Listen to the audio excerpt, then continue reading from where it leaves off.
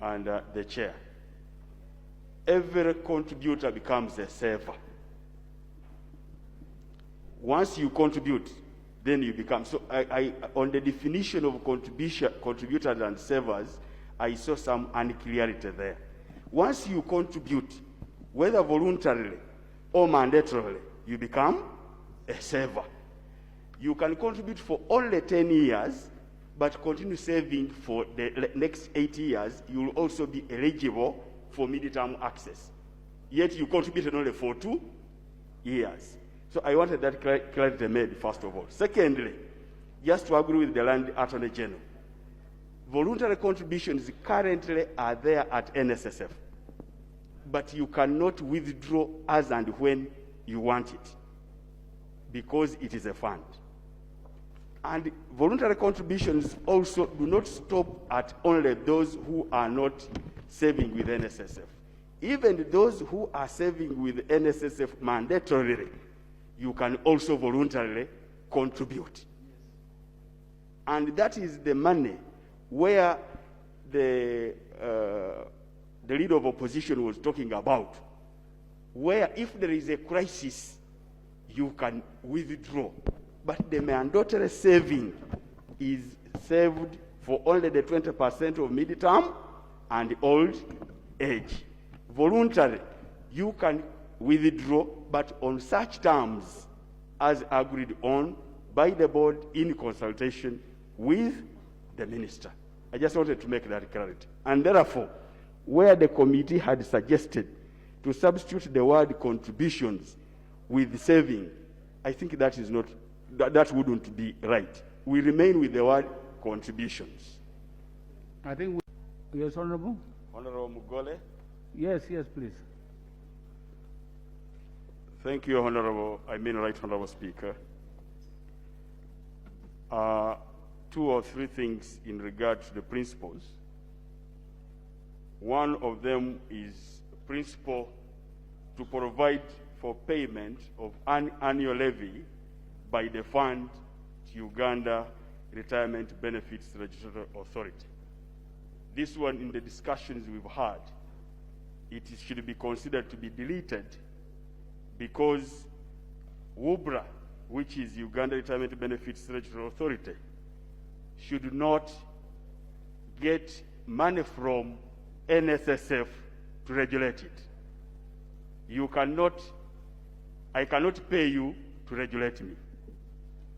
WUBRA was formed by government to regulate the retirement benefits schemes.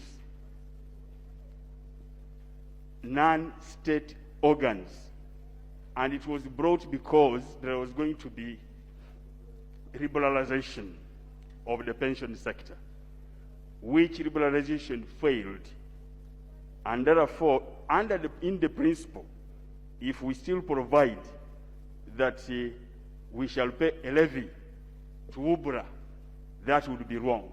Whereas WUBRA is relevant, it is not supposed to levy state organizations like our pension of parliament. WUBRA should not. It should not levy NSSF. It should levy private sector pension schemes.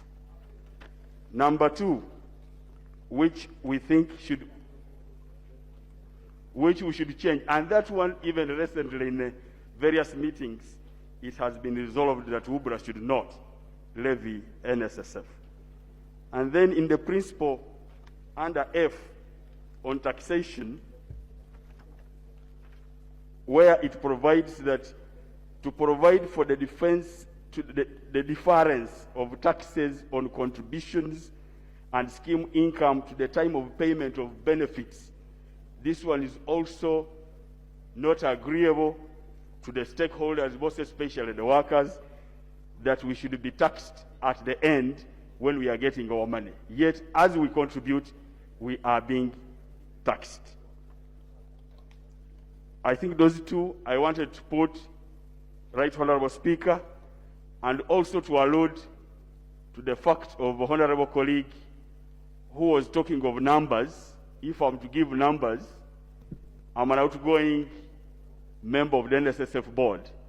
and who has been sitting on the finance committee, I know very well that NSSF is able and capable of paying these monies to the workers, but as has been segregated.